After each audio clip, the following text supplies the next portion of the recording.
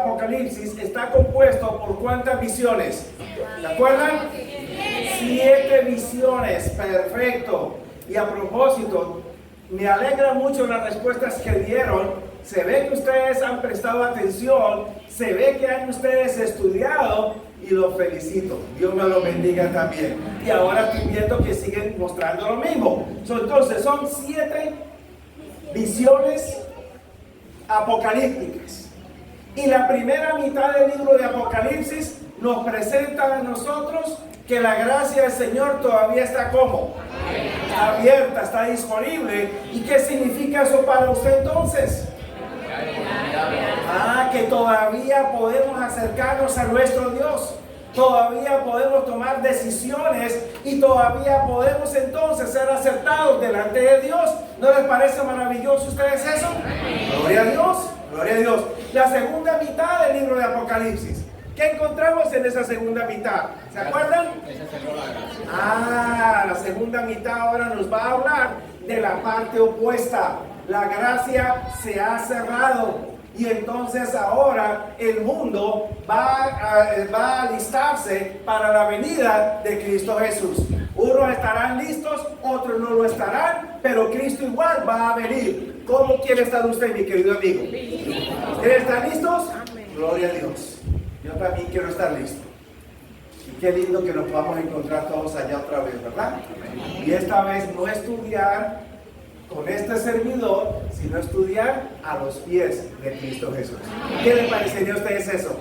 Formidable, ¿verdad? Gloria a Dios.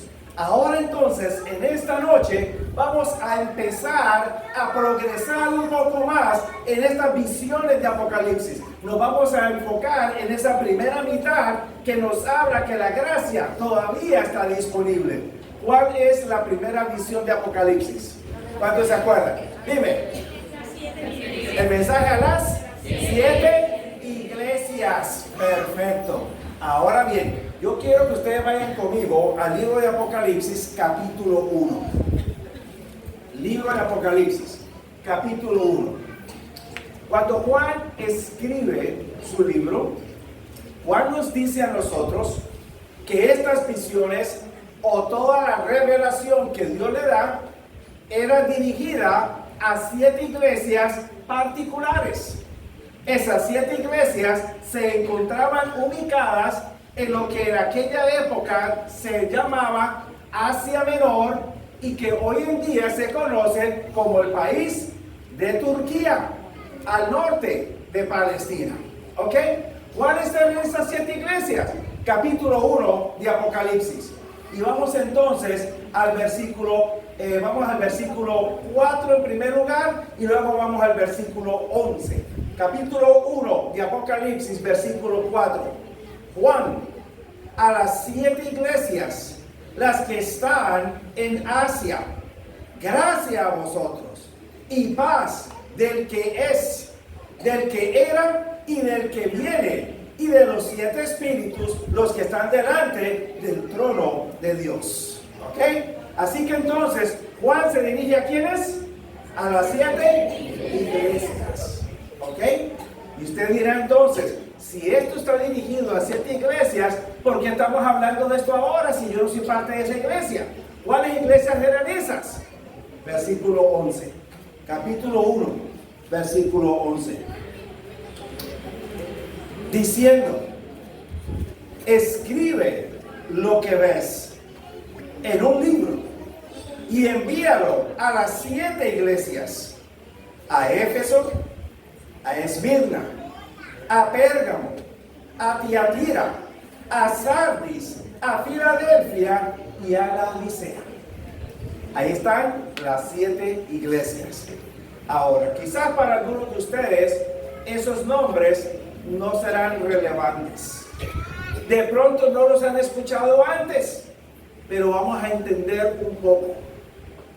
Este libro de Apocalipsis fue enviado a esas 7 iglesias. Iglesias que existían históricamente en aquella época. Lo cual me dice entonces que Apocalipsis es un libro que me va a hablar a mí de la historia. Historia pasada, historia presente ¿Y la historia qué? Futura. Y que cada una de esas iglesias que se encuentran mencionadas allí fueron seleccionadas no porque eran las únicas iglesias que se encontraban o que existían allá en el Asia Menor, había muchas otras más, pero que estas fueron seleccionadas particularmente porque habían ciertas características que iban a ser después ilustradas a través de la historia. ¿Cómo encontramos ese desarrollo de esas iglesias? Porque entonces ahora vamos a ver qué pasó con la iglesia cristiana después que Jesús muere, resucita y asciende al cielo. ¿Qué pasó con la iglesia cristiana después que los apóstoles recibieron el Espíritu Santo en el Pentecostés y salieron a predicar y fundaron iglesias, ganaron almas? ¿Qué pasó con la iglesia cristiana después que murieron los apóstoles? Y de pronto eso nos va a ayudar a entender por qué hoy en día hay tantas iglesias existentes. No es una, no son dos, son una cantidad grande. No sé cuántos grupos religiosos se encuentran registrados aquí en Cuba. Allá en Estados Unidos, solamente en Estados Unidos hay un promedio de 2.500 grupos religiosos distintos. Y usted se preguntará, 2.500, y todos tienen la misma Biblia, y todos predican de la misma Biblia, y todos dicen tener la verdad. ¿Cuál la tiene entonces de los 2.500? Así que entonces vamos a ver qué ha pasado a través de la historia. ¿Están listos? Bien. El desarrollo de estas iglesias aparece registrado en los capítulos 2 y 3 del libro de Apocalipsis. Capítulos 2 y 3 del libro de Apocalipsis. Y ustedes allí me van a ir siguiendo. Yo les voy a ir dando referencias, me van siguiendo, pero vamos a enfocarnos particularmente en una, porque esa es la que más nos debe de llamar la atención. ¿Ok? Perfecto. En el capítulo 2, ¿cuál es la primera que aparece en el capítulo 2, versículo 1? ¿Cuál es la primera? Perfecto. Aparece la iglesia de Éfeso. Es la primera. Esa iglesia, cuando usted lee la descripción que aparece allí, fue una iglesia que trabajó y encontró a los que se decían ser apóstoles y los halló falsos. Una iglesia que no permitió el engaño. Luego la segunda iglesia viene, creo que son 1 o 2 versículos después. ¿Cuál es la segunda iglesia? La iglesia de Esmirna.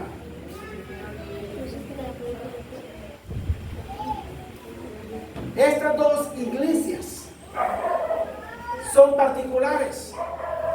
Éfeso, la iglesia apostólica, la iglesia que describe el tiempo de los apóstoles. Encuentra donde es verdad y descubre a los que engañan. Pero después entonces viene la segunda iglesia, la iglesia de Esmirna. Y la descripción que usted encuentra allí de esta iglesia de Esmirna es que estos están dispuestos a morir antes que pecar. Están dispuestos a dar su vida antes que traicionar a su Señor. Y por eso ustedes leen en el capítulo 2 y allá en el versículo 10. Capítulo 2, versículo 10. Usted va a leer allí una palabra de ánimo de parte del Señor. No temas lo que hayas o las cosas que hayas de padecer. He aquí, el diablo arroja de entre vosotros a la cárcel, para que entonces seáis probados. Y tendréis ¿qué cosa? Y tendréis aflicción por 10 días. Y ahora noten la última frase. Sed fiel. ¿Hasta dónde? Hasta la muerte. Y yo te daré la corona ¿de qué? De la vida. Wow. Alguno dirá, ¿vale la pena morir? En Cristo Jesús. Vale la pena. ¿Por qué razón?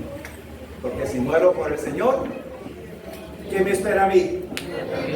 La corona ¿de qué? De la vida. Exactamente. Así que encontramos que en las primeras dos iglesias vemos que los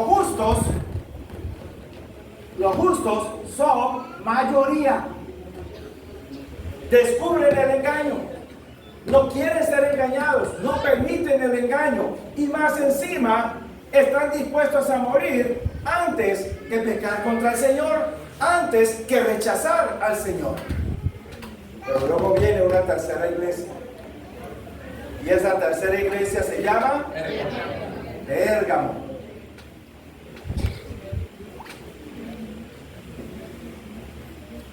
Y esta tercera iglesia ya cambia su matiz, cambia sus características.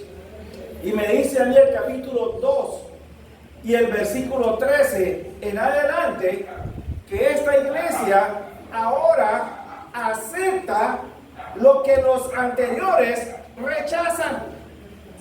Por ejemplo, versículo 13. Sé donde habitas, donde está el trono de Satanás, y entonces entonces sostenéis mi nombre y no habéis negado mi fe, y aún en los días de Antipas, que fue mártir mío. Pero luego el versículo 14 me dice que esta iglesia ha aceptado ¿qué cosa? La enseñanza o la doctrina de Balaam y también la doctrina de los nicolaitas. Y ahí tenemos problemas. De ser una iglesia cuya mayoría estaban fieles a Dios, ahora es una iglesia que entonces cambia para empezar a aceptar otras enseñanzas. ¿Cuál es la doctrina de Balaam? ¿Dónde aparece este Balaam? Si usted va al Antiguo Testamento, este Balaam me dice a mí la escritura en el libro de allá de los Números, Balaam decía ser un profeta de Dios. Y cuando el pueblo de Israel estaba conquistando la tierra prometida, vino un rey llamado Balac, y este rey le ofreció dinero a Balaam para que maldijera al pueblo. Ahora bien, si alguien viene donde ustedes y le dice, te ofrezco tanto para que maldigas a Dios, ¿qué haría usted? ¿Lo acepta? No. El dinero. No. Y a veces el dinero es difícil de conseguir, ¿verdad? ¿No lo aceptarían? No. ¿No? Bueno, ¿saben lo que hizo este profeta? Este profeta, en lugar de ser como ustedes, decir no, este profeta dijo, permítame, yo le voy y le pido permiso a Dios. ¿Se pueden imaginar un profeta de Dios pidiéndole a Dios permiso para ir a maldecir al pueblo de Dios? ¿Se pueden imaginar ustedes eso? Y él lo hizo. En la primera ocasión Dios le dijo no. Pero en la segunda ocasión Dios le dijo, ya yo sé que no vas a cambiar, haz lo que quieras. Y entonces fue y maldijo por dinero. ¿Qué significa entonces que esta iglesia obtuvo o sostuvo la doctrina de Balaam o la enseñanza de Balaam? Quiere decir entonces que esta iglesia también cambió a Dios por las cosas de este mundo. alianzas terrenales, etcétera, etcétera. Así que entonces, a partir de este momento, empezamos a ver que ya los justos no son mayoría, sino que ahora los justos empiezan a ser minoría. ¿Cuál es la cuarta iglesia que viene? Viene la iglesia de Tiatira. ¿Y qué hace la iglesia de Tiatira? Allí mismo, en el capítulo 2, a partir del versículo 18, ¿qué hace la iglesia de Tiatira? Ya estamos progresando en la historia del tiempo de los apóstoles, empezamos a movernos en la historia y ya vamos para la edad medieval. Nos estamos acercando, vamos progresando. ¿Qué hace la iglesia de Tiatira entonces?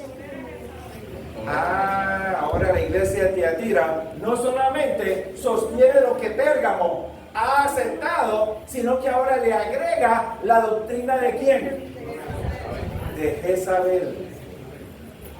¿Y cuál será esa doctrina de Jezabel? ¿O cuál será esa enseñanza de Jezabel? ¿Qué tenemos que hacer, iglesia? Recuerden, Juan escribió con un lenguaje familiar. Y ese lenguaje familiar lo obtiene ¿de dónde? Lo obtiene del Antiguo Testamento. Ahora eso significa que tenemos que regresar al Antiguo Testamento para conocer quién era Jezabel y saber qué fue lo que ella hizo para luego entender cuál es el problema. Ahora, ¿quién era Jezabel? ¿Recuerdan algunos de ustedes? Voy a dar la referencia. Aparece allá en Primera de Reyes, particularmente a partir del capítulo 19. Y esta Jezabel era la consorte del rey Acab. Pero ¿cuál era la diferencia entre ella y Acab? Acab era israelita y Jezabel era hija de un sacerdote sidonio. En otras palabras, ¿era qué? Era pagana. Exactamente. Y cuando ella se casa con el rey de Israel, en lugar de el rey de Israel convertirla a ella a la fe de Jehová, ¿qué hace ella? Lo convierte a él a la religión de su Dios, Baal. Y entonces introduce dentro del pueblo de Israel la creencia en Baal, Dios Sol, Dios de la prosperidad. Pero ustedes saben algo. Hubo algo que Jezabel no hizo. Y ahí es donde viene entonces la clave con Tiatira. Hubo algo que Jezabel no hizo. Ella introdujo la fe, la creencia, la práctica en el Dios Baal, pero no prohibió a los israelitas adorar a Jehová. Y ustedes dirán, bueno, entonces todo quedó bien. No, no quedó bien. ¿Saben por qué? Porque cuando usted tiene su fe en Jehová y luego entonces se le agrega Baal, ¿cuántas creencias tiene? Dos. Y entonces cuando usted está jugando con ambas, finalmente ¿qué termina sucediendo? Esas dos se van uniendo y van formando una tercera religión. Y se mezcla lo incorrecto con lo correcto, lo pagano con lo que el Señor presenta. ¿Estamos claros? Así que ¿en qué consistió la doctrina de Jezabel? Mientras que este individuo acá muestra que no importa creer en Dios, simplemente recibir el salario, recibir cualquier recompensa por hacer algo contra Dios, esta enseña, no importa la religión que tú creas, no importa la doctrina o la enseñanza que creas, puedes tener esa y puedes agregar esta otra y hacer una mezcla. Un sincretismo, correcto. Exactamente. ¿Van ustedes notando los peligros que están ocurriendo? Cuando usted tiene una fe clara, definida, Y empieza entonces a querer ir metiéndole cosas nuevas simplemente porque le sonaron bonitas, le sonaron cómodas. ¿Qué está haciendo usted? Está empezando a desviarse del camino. Haga de cuenta que usted tiene un vaso de agua. ¿De qué color es el agua? El agua se dice es incolora. ¿Por qué? No tiene un color, simplemente es clara. Y luego usted entonces, teniendo ese vaso de agua clara, empieza a tirarle poco a poco tierra. ¿Se mantiene clara el agua?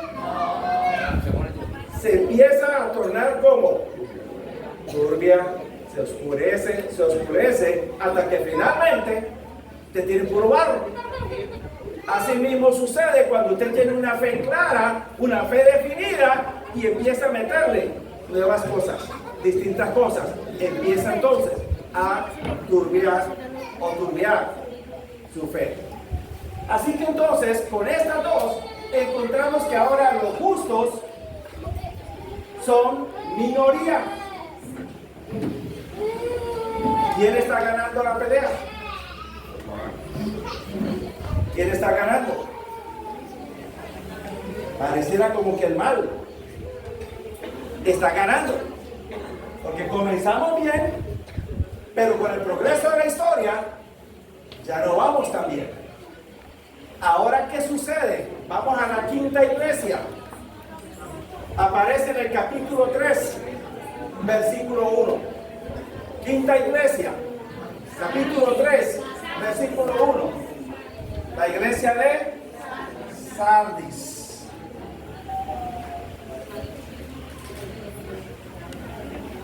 Y esta contiene la declaración más triste que usted puede leer en Apocalipsis. ¿Cuál es la declaración? Tienes nombre que vive, pero estás como, estás muerto. ¿Cuál es el nombre que vive? Reclaman a Jesús, dicen creer en Jesús. ¿Es Jesús un hombre vivo y pertenece a un Dios vivo? Claro que sí. Pero entonces, en la tierra, por sus obras, la iglesia ha caído. Así que entonces, la iglesia históricamente, en lugar de ir mejorando, la iglesia va como, va cayendo. Y aquí llega entonces a lo más bajo. La iglesia prácticamente está por morir. Ahora yo les pregunto a ustedes, esta es la época de la Edad Media, época durante la cual la misma iglesia cristiana está persiguiendo a aquellos que difieren de las prácticas de ella. Y entonces son perseguidos, unos son quemados, otros son muertos, y los justos de Dios están siendo atacados. ¿Será que Dios va a dejar a esa iglesia que muera finalmente? ¿Qué creen ustedes? No. ¿Están de acuerdo? ¿Será que Dios la va a dejar morir? No. En la iglesia del Dios vivo, Pablo la llama columna y apoyo ¿de qué? De la verdad. Así que Dios no va a permitir que su iglesia muera. Dios interviene. Y ahora usted va a encontrar que la próxima iglesia es ¿cuál?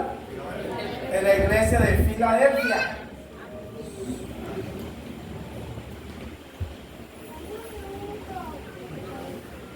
Y la iglesia de Filadelfia ahora empieza a cambiar. Lo que hacía la iglesia de Éfeso, lo empieza a hacer la iglesia de Filadelfia. Empieza a rechazar engaño. Empieza a rechazar a aquellos que profesan engaño. La iglesia empieza a crecer.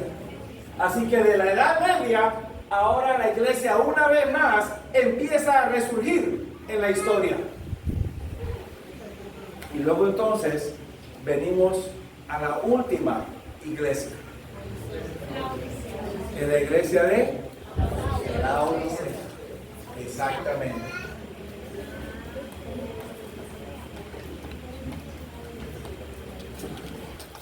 Es la séptima. ¿Se arregló todo el problema de la iglesia? ¿Qué creen ustedes? ¿Todo está bueno? ¿Todo está bonito? Ahora bien, ¿por qué el Señor escogió estas iglesias en particular? ¿Qué ofrecen estas iglesias que van a ilustrar la historia de la iglesia cristiana desde el tiempo apostólico hasta este tiempo final? Y eso se encuentra descrito a través de los nombres de estas iglesias. Les voy a mencionar algunos de ellos. Por ejemplo, la iglesia de Esmirna. La palabra Esmirna, así como ustedes la encuentran allí escrita en sus Biblias, la palabra Esmirna es el vocablo que ustedes encuentran traducido por ese aceite o esa bebida que se le echa a los cadáveres cuando estos mueren y hay que preservarlos. Hoy en día le llamaríamos a eso como formol, ¿verdad? El formol depende de la cantidad. Así mismo le va a durar el cadáver un día, 2 días, una semana, sin descomponerse. Así que Esmirna significa precisamente eso. Un aceite para sostener el cuerpo para que no se descomponga. Así que entonces me habla a mí de un tiempo cuando la iglesia es perseguida y muchos mueren. Y esa época está registrada en la historia.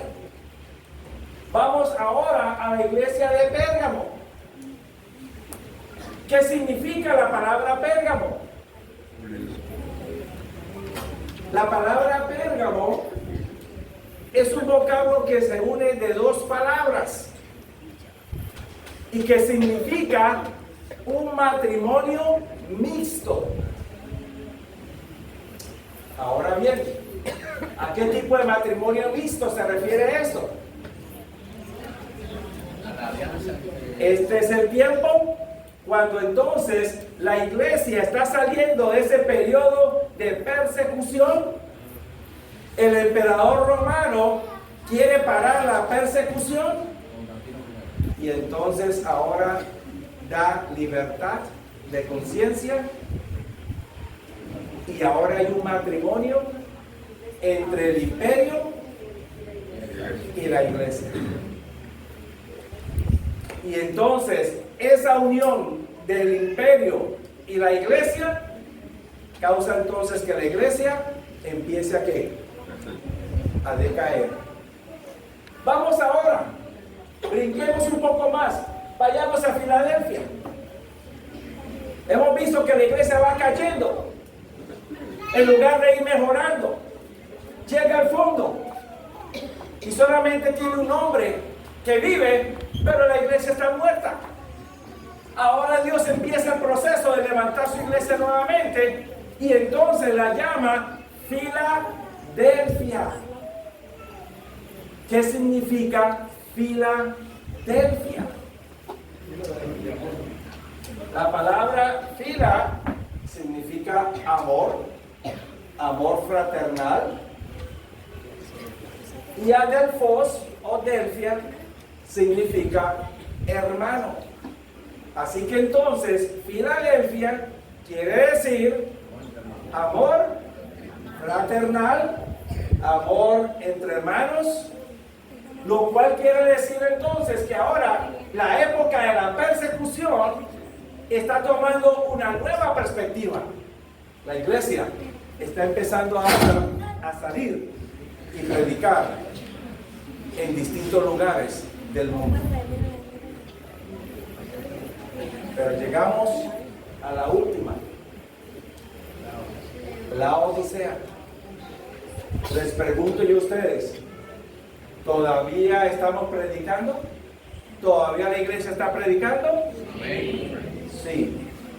¿Todavía la iglesia está progresando, está siguiendo hacia adelante? ¿Qué creen ustedes? Claro que sí. Pero entonces, ¿qué sucede? La iglesia predica que Cristo viene ¿cuándo? Pronto. Jesús viene pronto. Y entonces, cuando Jesús venga, Él quiere encontrar a una iglesia que esté ¿cómo? Que esté listo. ¿Quieren ustedes estar listos para la venida del Señor? ¿Quieren ustedes estar listos para que cuando el Señor venga, los pueda entonces levantar y llevar por las nubes hacia el cielo? Yo quiero. Y yo espero que ustedes también. Pero para poder que eso ocurra, Dios tiene que hacer algo. ¿Qué es ese algo? Aparece bajo el significado de la palabra la Odisea. Les voy a explicar el significado. La primera parte significa pueblo, significa gente. La segunda parte significa justificar.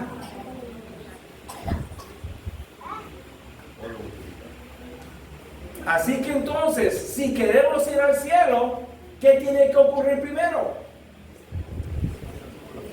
Necesitamos ¿qué? Ser justificados. ¿Qué quiere decir eso entonces? Quiere decir que nosotros todavía tenemos una condición de pecado y necesitamos ser perdonados para poder entonces ser llamados al reino de los cielos. ¿Me van siguiendo todos? Ese es el proceso. Los mensajes a las 7 iglesias, si ustedes notan, no me mencionan la segunda venida de Jesús todavía. La primera visión de Apocalipsis me recorre la historia desde el tiempo de los apóstoles hasta el tiempo final, pero todavía no me menciona la segunda venida. Pero me menciona la necesidad de ser justificado para que cuando venga el Señor pueda ser entonces ¿qué? Pueda ser trasladado por mi Dios. ¿Me van comprendiendo, iglesia? ¿Vamos bien todos? Perfecto. Gloria a Dios. Ahora bien, sabiendo entonces lo que Dios va o está realizando en este tiempo que estamos viviendo, ahora entonces vamos a tratar de entender más de cerca este mensaje a la iglesia de la Odisea. ¿Por qué necesitamos de manera particular entender ese? ¿Por qué razón? Porque es la iglesia que está marcando el tiempo que estamos nosotros viviendo previo a la venida de Jesús. ¿Ustedes creen que Jesús viene por segunda vez? ¿Lo creen? Yo también lo creo. Necesitamos entonces ser justificados. ¿Vamos bien entonces? Ahora, ¿cómo lo hacemos? ¿Qué está pasando? ¿Está la iglesia cristiana hoy en día lista? ¿Qué creen ustedes? ¿Está lista la iglesia? Ahora bien, hablamos de distintos grupos religiosos. ¿Será que todos esos grupos religiosos están listos para ser trasladados? ¿Será que todos han sido ya justificados? ¿O qué será lo que va a hacer la distinción entre el uno y el otro? Ahí es donde vamos a necesitar entender el mensaje a la iglesia de la Odisea. Así que entonces vamos a enfocar nuestra atención, nuestros ojos al mensaje de la iglesia, al mensaje a la iglesia de la Odisea, que aparece en el capítulo 3 del libro de Apocalipsis, los versículos 14 en adelante. Capítulo 3, versos 14 en adelante. ¿Cómo comienza el mensaje? Capítulo 3, versículos 14 en adelante. Escribe al ángel al que está en la iglesia de la Odisea. Estas cosas dice. Noten ustedes cómo se describe al mensajero. 3 palabras o frases. Número 1. Esto dice ¿quién? El amén. Número 2. El testigo fiel y verdadero. Número 3.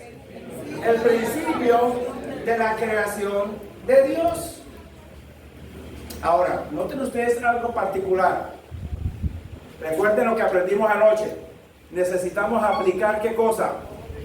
Ojo que clínico. Vamos a ver qué es lo que dice y qué es lo que no dice el texto bíblico. Para que no tengamos que meterle ni tampoco sacarle a la escritura. Dejar que ella misma nos hable. Ahora en primer lugar, ¿describe al mensajero? ¿Lo describe? Sí. 3 formas. Lo llama amén, lo llama testigo fiel y verdadero, y lo llama el principio de la creación de Dios. Así que tenemos la descripción del mensajero. Tenemos el nombre del mensajero. ¿Sabemos quién es? ¿Sí lo sabemos? ¿Dice el nombre? No. Entonces, ¿cómo sabemos quién es?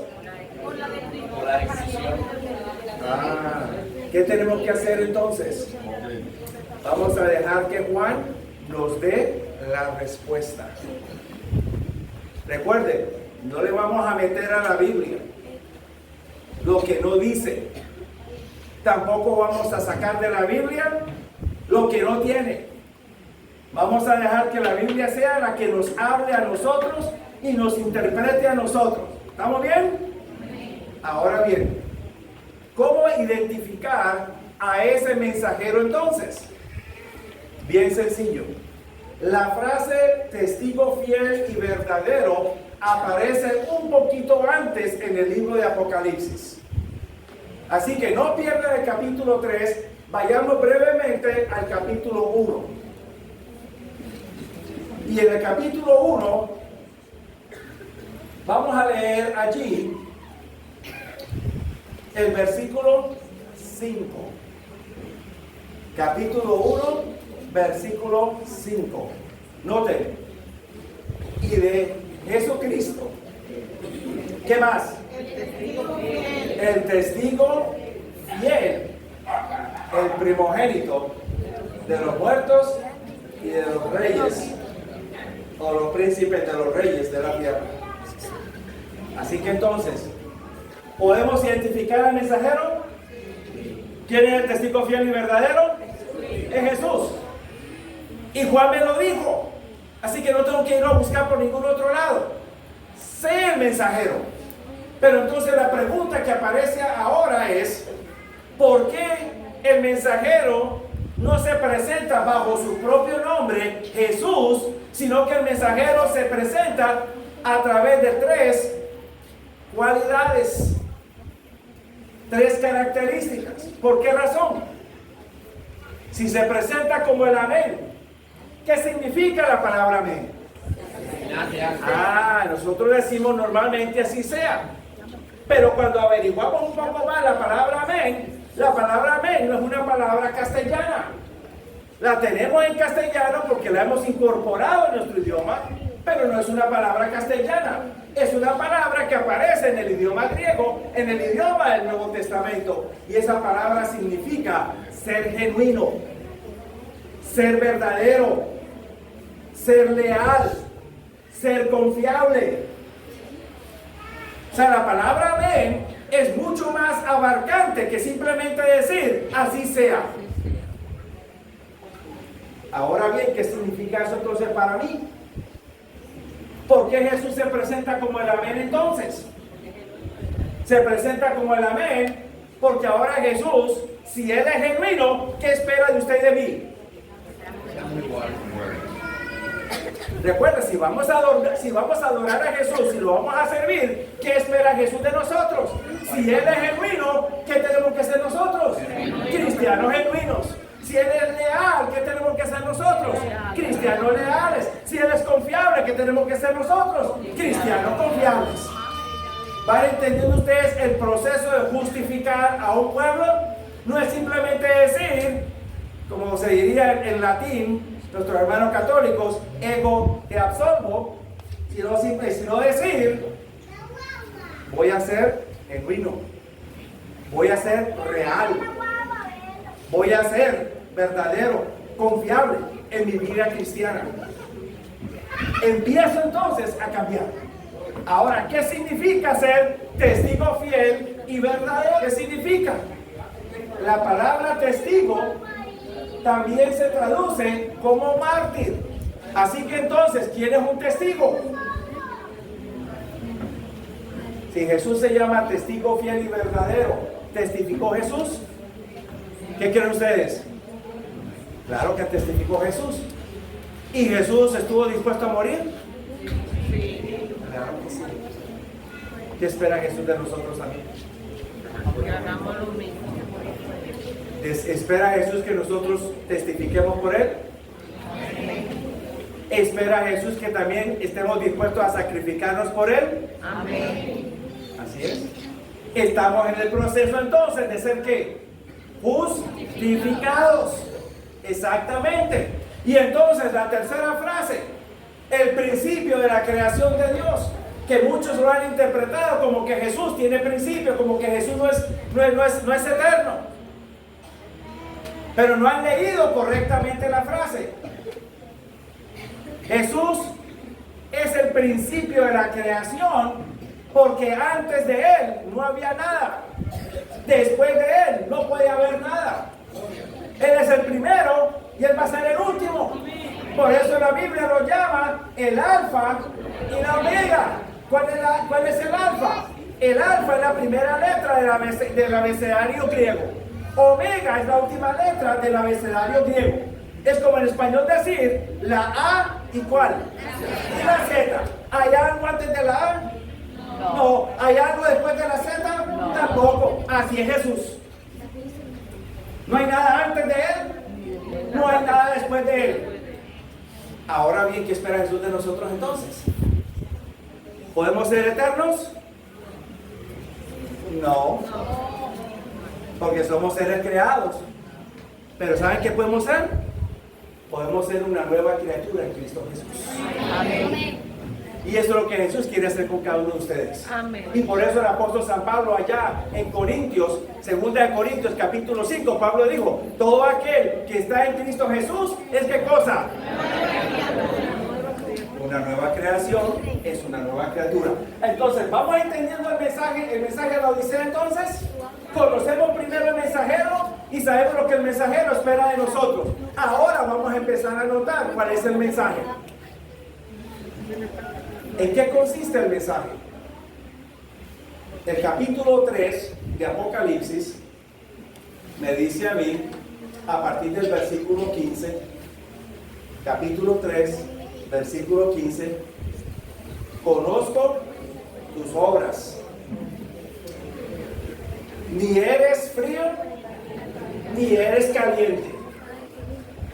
Ojalá fueses frío o caliente. Ahora, ¿entendemos? Frío, caliente. Frío es el extremo. Caliente, el otro extremo. ¿Ok? Y Jesús encuentra que el creyente laodiceo ni es frío, ni es caliente. Y el Señor dice, ojalá fueses uno u otro. ¿Pero qué es el creyente? Ahora el versículo 16 me dice, por lo tanto, eres tibio, y ni caliente ni frío. Entonces, ¿de qué?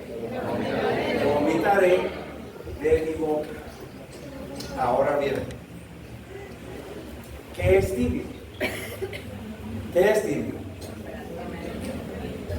hacer una pequeña gráfica aquí. Aquí tenemos la temperatura fría. Aquí tenemos la temperatura caliente. ¿Cuántos de ustedes les gustaría levantarse tempranito en la mañana y darse una buena ducha con puro hielo? ¿A ninguno? ¿Qué pasó? Ok, les cambio la pregunta. ¿Cuántos de ustedes les gustaría levantarse tempranito en la mañana y darse una buena ducha con agua hirviendo?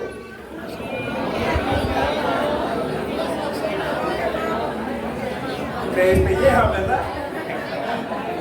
O sea que ni con hielo, ni hirviendo ustedes se quieren bañar. ¿Cómo se van a bañar entonces? ¿Qué tienen que hacer? Entonces ustedes toman el agua fría y la van moviendo hacia el centro y toman el agua caliente y la van moviendo hacia el centro hasta que llegue a un punto medio. Y en ese punto medio, ¿cómo va a estar el agua? Va a estar tibiecita, va a estar agradable. Ahí sí se van a bañar, ¿verdad? ¡Wow! ¡Qué bárbaro! Perfecto. ¿Y saben una cosa? Cuando vemos la gráfica, recuerden, ojo clínico. De estas tres, ¿cuál es la peor? De estas tres temperaturas, ¿cuál es la peor? Escucho varias versiones por allí. ¿Es la fría la peor? ¿Es la fría? ¿O es la caliente la peor? Es la peor. ¿Cuántos creen que la tibia es la peor? ¿Alguna mano? Perfecto. ¿Saben algo? Nosotros normalmente hablamos que en la vida debemos de ser balanceados. ¿Correcto? En el trabajo, ser balanceados. En el estudio, balanceados, etc. A nadie le gusta ser fanático. ¿O a alguno de ustedes les gusta ser fanático? Extremista. ¿Saben ustedes? Según lo que yo veo en esta gráfica de lo que me está presentando el Señor me dice a mí, yo puedo ser balanceado en el estudio, en el trabajo, en el ejercicio, en los alimentos, en tantas otras cosas, menos en una. Menos en una. Hay un área donde el Señor no quiere que seamos balanceados, el Señor quiere que seamos extremistas. Pero eso es duro, ¿verdad? ¿O suena eso medio raro? No sé cómo usted lo escucha. Lo repito. Hay un área de la vida, y es la única, donde el Señor no quiere que seamos balanceados, sino que seamos extremistas. ¿Cuáles son los extremos? Frío y caliente. Y si voy y me balanceo, el Señor me dice a mí que voy a ¿qué? A vomitar. ¿Por qué razón entonces? ¿Qué pasa? ¿Por qué el Señor prefiere que seamos de un extremo y que no seamos balanceados en la vida espiritual? ¿Qué tiene la parte tibia que al Señor no le gusta? ¿Cuál será? Vamos a empezar a analizar un poquito más de cerca. ¿Pero estamos claros hasta el momento? Hermanos, amigos, ¿vamos bien hasta el momento? Perfecto. Entonces, vamos a empezar a analizar por qué el Señor prefiere que seamos extremos, pero no seamos balanceados en la vida espiritual. ¿Cuál es el mensaje entonces? ¿Cuál es el problema de estar aquí? ¿Cuál es el problema? Vamos a leerlo. Versículo 17. Versículo 17. ¿Cuál es el problema de estar aquí en la parte central balanceado? Verso 17. Tú dices, dice ahí el versículo 17, porque dices, ¿qué cosa? Yo estoy rico y me he enriquecido. Así que entonces está rico, se ha enriquecido y no tiene necesidad de nada. No hay necesidad. Cuando usted se está bañando con un agua bien fría, ¿tiene necesidad de algo? Como que necesita algo que medio le ayude, ¿verdad? Y luego una toallita o algo así para salir rápido. Cuando usted está echando humo en la bañera, ¿necesita ayuda o no tiene necesidad de ninguna ayuda? Si hay necesidad. En cambio aquí, si por usted fuera, se queda todo el día, ¿verdad? Pero hay que trabajar, ¿no es cierto? Perfecto. Este es el problema por la cual la tibieza, el Señor no la acepta. ¿Por qué razón? Porque un creyente tibio está engañado en sí mismo. Y eso me muestra a mí que el problema de la iglesia, cuando empezó a decaer y luego el Señor empezó a restaurarla, todavía no ha sido arreglado completamente. El problema de la iglesia es que vive un engaño de sí misma. Se cree que es rica, se cree que no tiene necesidad de nada. ¿Y cuál es la respuesta de Dios? En el versículo 17 me dice, y no sabes que eres ¿qué? Eres un desventurado, eres un miserable, pobre, ciego y desnudo. ¿Ya se quiere salir de la regadera tibia? Así que entonces, el cuadro que me está presentando a mí, la Odisea, es el cuadro de un cristianismo que se está viviendo, que se cree que todo lo tiene, que no tiene necesidad de nada, que es bonito venir a la iglesia, cantar 2 o 3 himnos bonitos, 2 o 3 oraciones bonitas, irme para la casa y decir, ah, qué bueno, Cristo me ama, qué lindo. Y entonces se encuentra con que esta iglesia está bastante destituida, desventurada, miserable, pobre, ciega y desnuda. Así que hay un problema. Por eso es que el Señor necesita justificar a su iglesia antes de la segunda venida de Jesús. Si Jesús viniera ahora, ¿cuántos pudieran estar listos y no reflejar esto?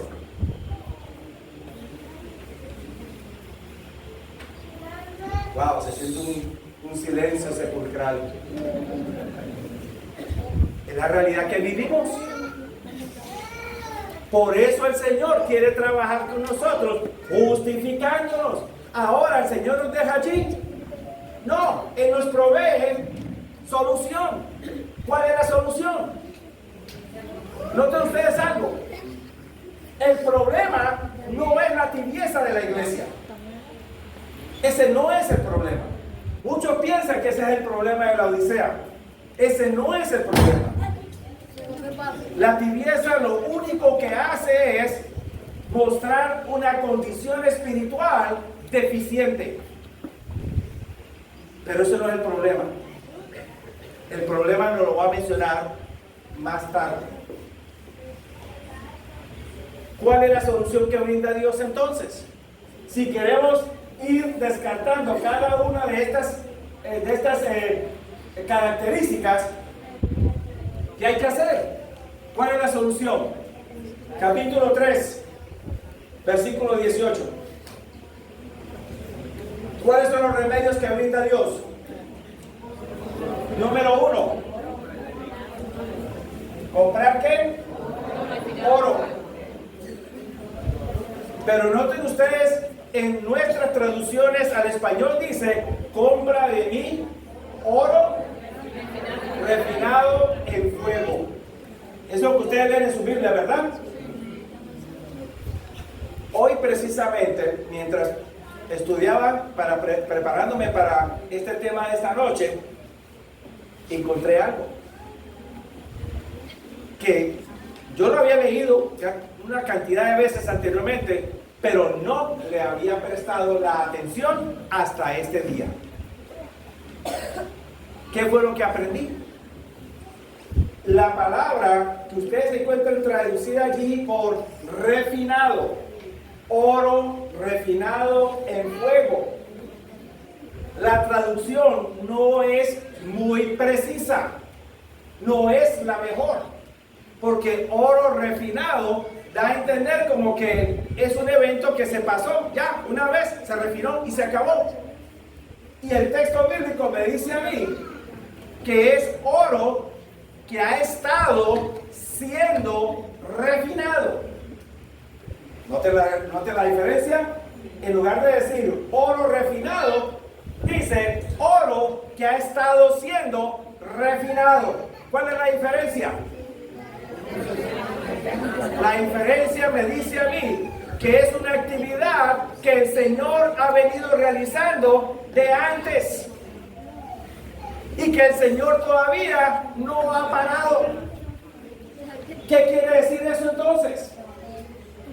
Quiere decir esto, mi querido hermano, mi querido amigo, y ustedes que me están viendo a través de las redes sociales, quiere decir que Dios, cuando usted vino a este mundo, empezó a trabajar para refinarlo a usted aquí en la tierra, preparándolo para que usted pueda estar listo para aquel día. Y el Señor todavía no ha parado de trabajar con usted.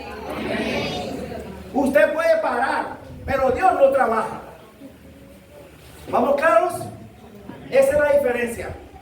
Dios no es como el ser humano. El ser humano se cansa, que ya no quiere más, y lo deja a un lado. Dios no funciona de esa manera. Dios continúa a pesar de nuestra infidelidad. ¿Estamos claros? Ahora bien, ¿por qué hay que comprar oro? ¿Qué representa ese oro? Yo les voy a dar la referencia. El tiempo no nos va a dar para estar leyendo con más detalles. Pero si ustedes leen y la quieren escribir, si ustedes leen en Primera de Pedro, capítulo 1, versículos 6 y 7. Primera de Pedro, capítulo 1, 6 y 7. Pedro dice que nuestra fe, mucho más preciosa que el oro, que ha sido refinado en fuego, pueda salir para alabanza en el día final. ¿Qué es el oro? El oro representa la fe. ¿Y qué es el fuego? ¿Qué es el fuego? La prueba o las pruebas por las que a veces pasamos. Ahora, ¿qué significa eso entonces? Si la iglesia de la Odisea es tibia y para empezar a resolver su problema necesita comprar oro afinado en fuego, ¿cuál es el problema de la Odisea?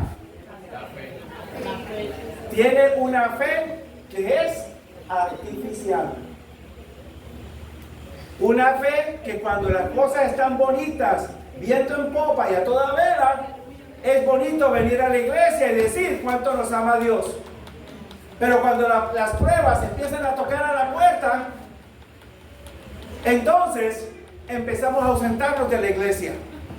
Empezamos a cuestionar a Dios.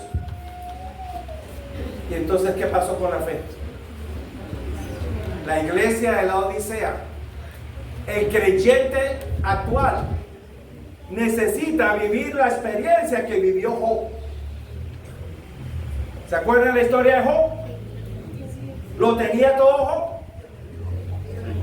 Vino la prueba y se lo quitó todo.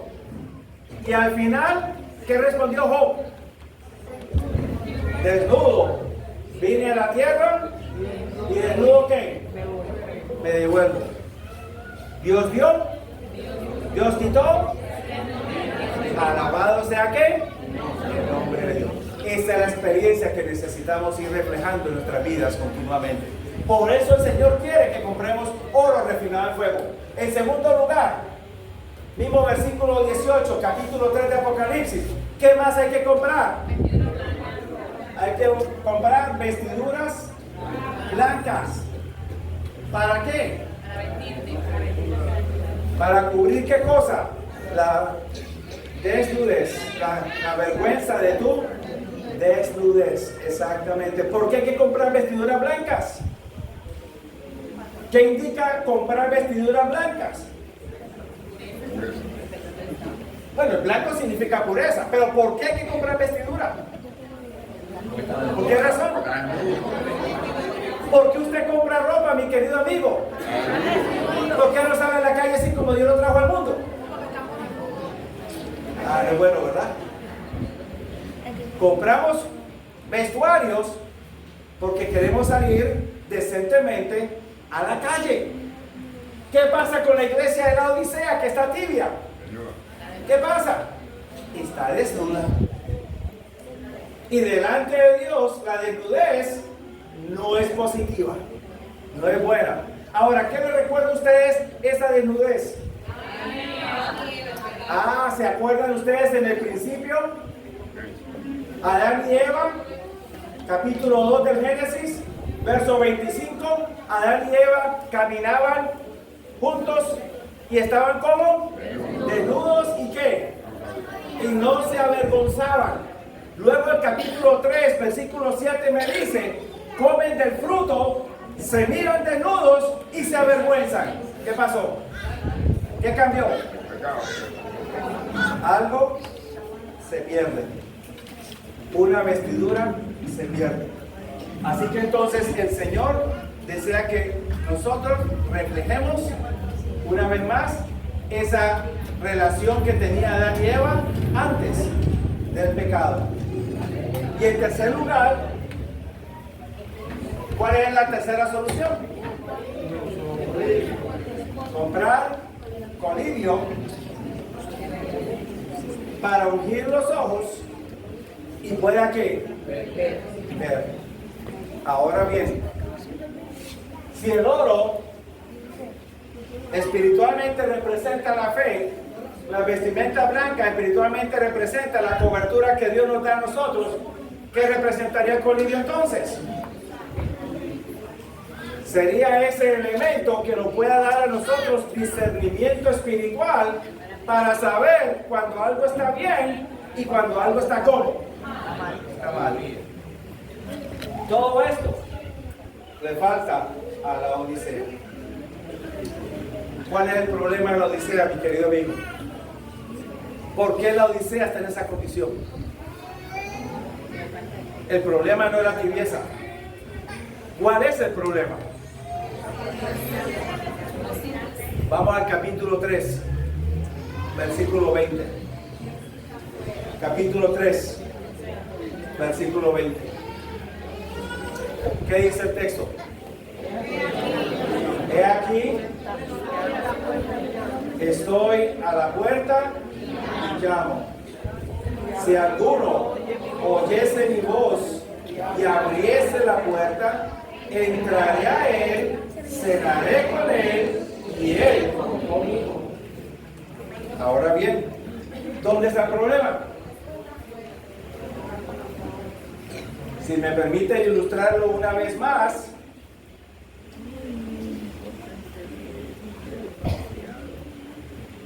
aquí está la puerta.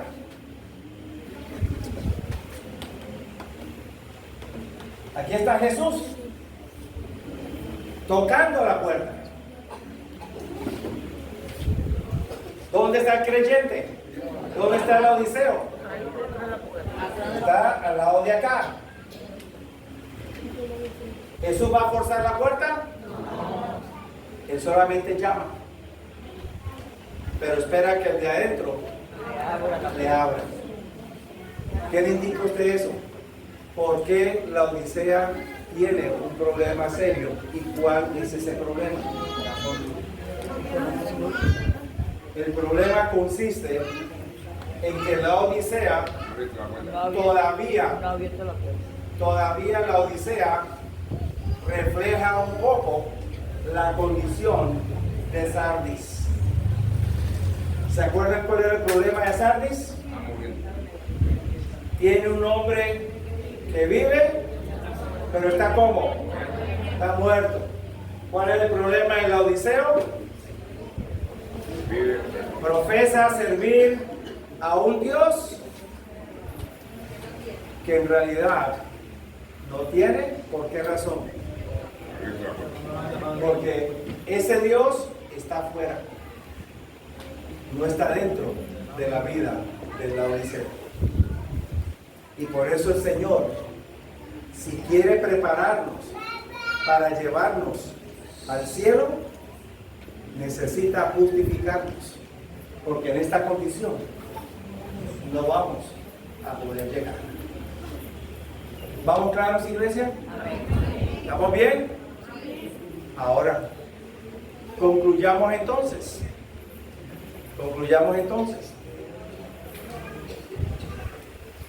El Señor está realizando un proceso con la iglesia de la Odisea. ¿Quién es la iglesia de la Odisea? Todos los que profesan servir o creer en Dios en estos tiempos. Y está realizando un proceso. Pero hay algo que la Odisea no dice. Me describe el mensajero, me describe entonces la condición, me describe la solución y hasta el mismo problema. Hay algo que no me dice a mí el mensaje de la Odisea. Recuerden, no solamente hay que ver lo que está allí, lo que dice, sino también qué es lo que no dice. ¿Qué es lo que el mensaje no me dice? El mensaje no me dice quiénes van a comprar oro, vestimentas y colirio. No me dice quiénes van a comprar, tampoco me dice quiénes no van a comprar. El mensaje cierra en incógnita. Y les pregunto yo a ustedes, ¿quién va a comprar los remedios que el ser divino nos provee? ¿Quién lo va a comprar? ¿Será que todos van a comprar? ¿O será que algunos sí y algunos no? ¿Quiénes son los que van a comprar? ¿Quiénes serán los que no van a comprar? ¿Quieren saber? Los espero mañana. Mañana vamos a responder esa pregunta. Porque la Odisea no nos lo dice. Pero ¿sabe quién lo dice? La palabra de Dios. Los mensajes a los 7 sellos. La segunda visión de Apocalipsis me va a decir a mí que va a haber un grupo que sí y va a haber un grupo que no.